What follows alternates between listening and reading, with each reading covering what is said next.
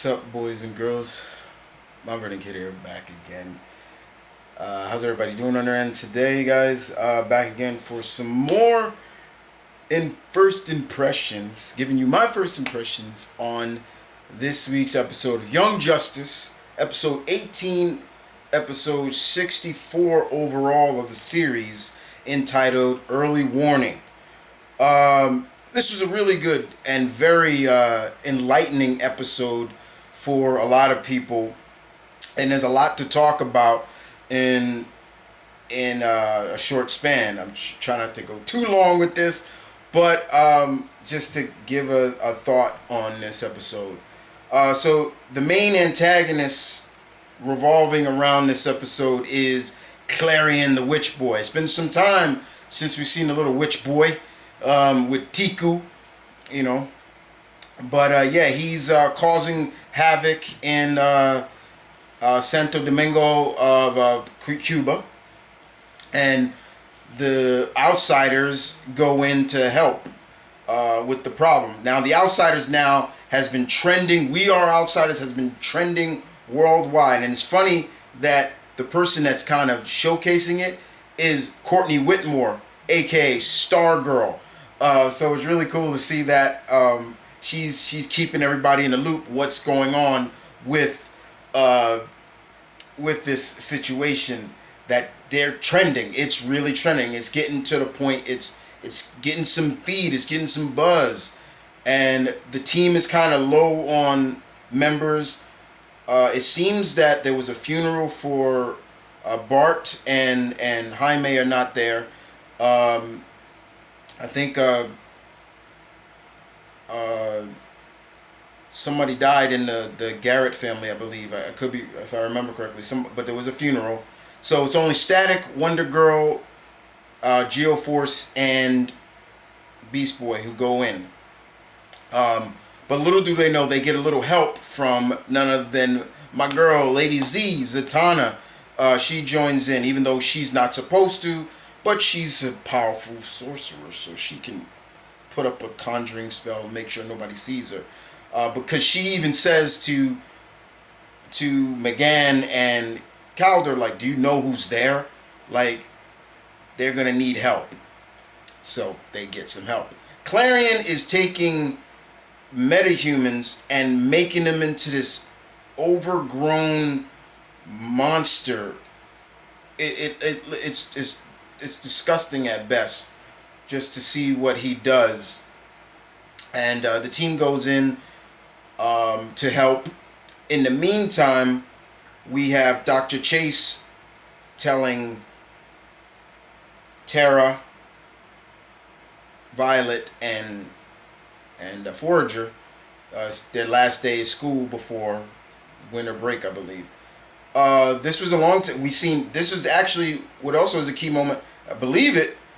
The first time we actually seen Tara talk. Now she's talking now.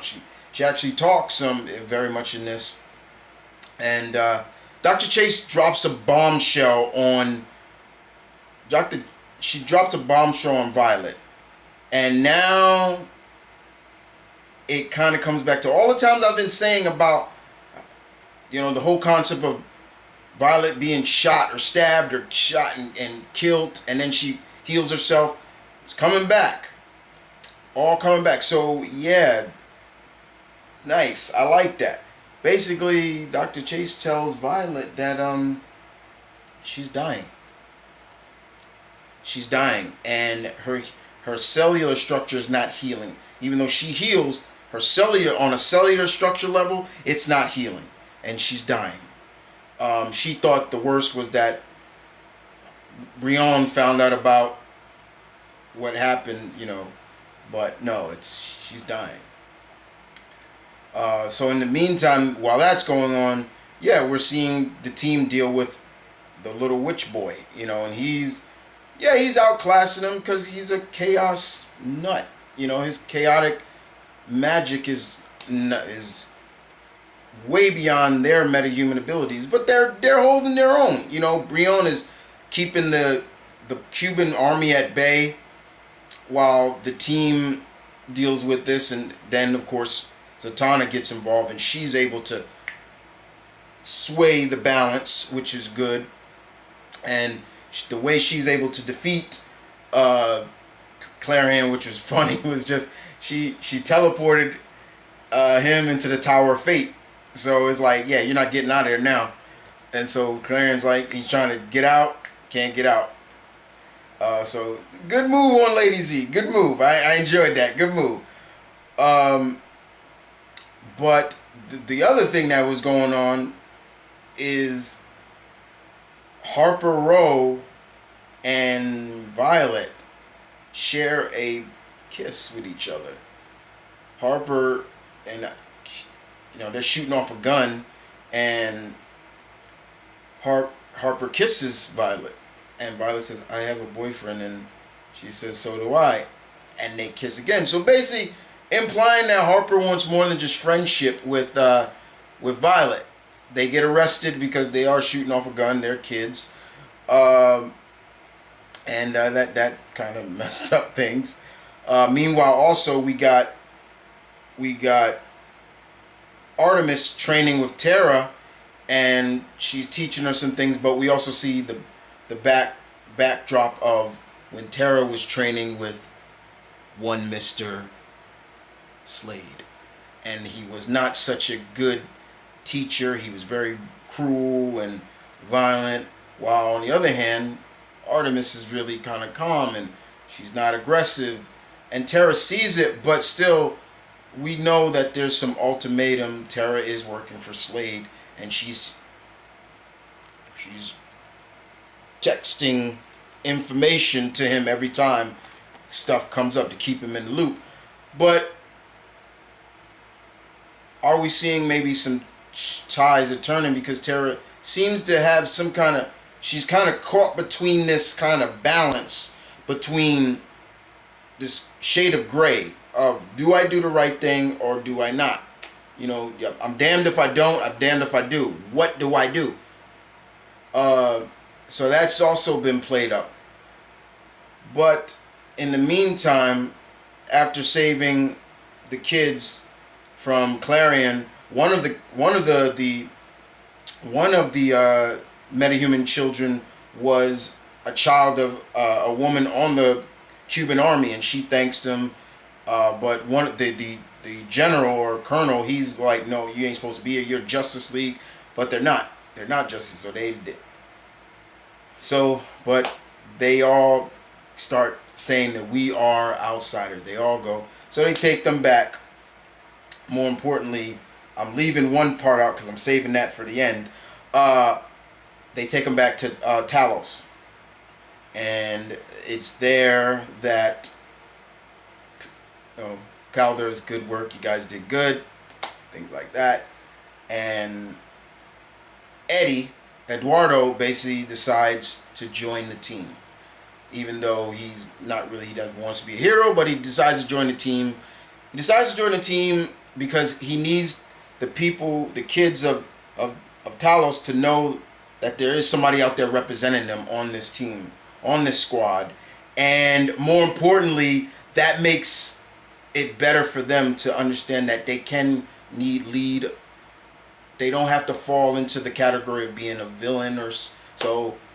And it becomes so big with We Are Outsiders that their name starts to become even bigger than the Justice League. So, wow, what a moment. Now, that thing I'm leaving out is we saw the debut of another famous character. A character by the name of Dolphin. We saw Dolphin debut in this. For all those who were trying to figure out who that, the woman with the white hair that Clarion, the last person Clarion threw into the monster, that was Dolphin. She has been with the likes of Aquaman, mainly with Garth, Aqualad.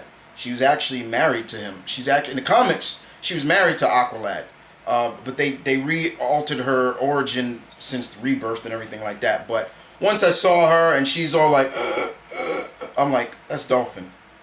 Matter of fact, even before she even started gasping for air, I knew it was her, because I'm like, okay, the white hair kind of gives it away, and I'm like, she's kind of got like scales. I'm like, oh, that's Dolphin. I'm like, yeah, that's Dolphin. And then of course they tell Calder about it, and he's like, yeah, Talos doesn't have like a facility for someone like her. So eventually, so basically, Calder's probably going to take her to Atlantis, where she can be amongst people like her who can breathe underwater. But yeah, it was really cool to see Beast Boy when he did notice, because he was like, she was like, help, and he's like, you can't breathe, and he grabbed her up and threw her in the water.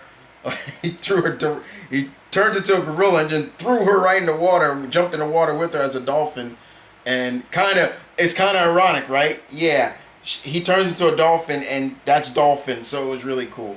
But this was a good episode, a very good episode indeed.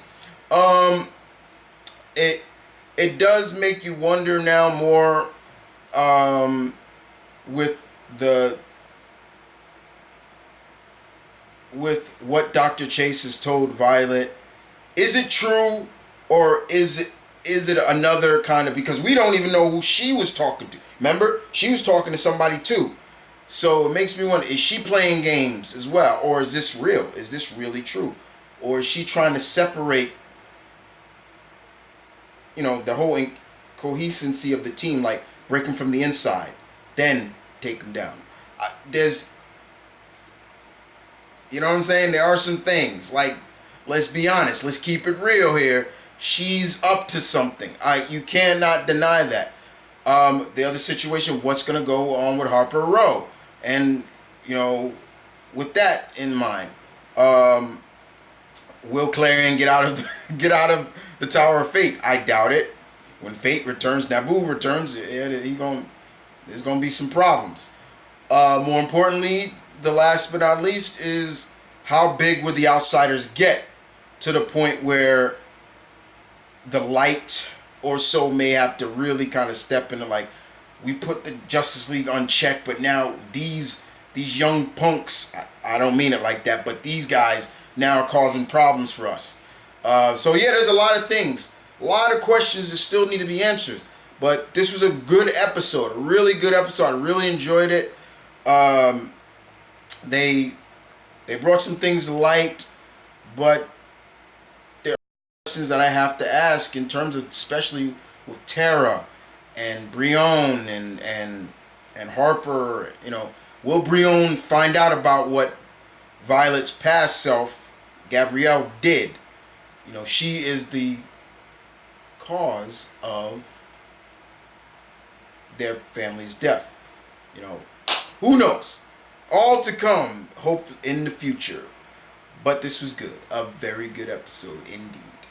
Hope you guys enjoyed this. I will see you guys next time. I guess next week, next Tuesday, for the next episode. I did watch it Tuesday. I had to remember, Tuesday. But I'm just putting it up now. But it is what it is. I was doing some other projects, so I just forgot this to do. But yeah, episode 18 of Young Justice. Outsiders. What did you guys think? Please leave your comments in the section down below. And shout out to those who constantly come through, come through and, say thank you for keeping this constant.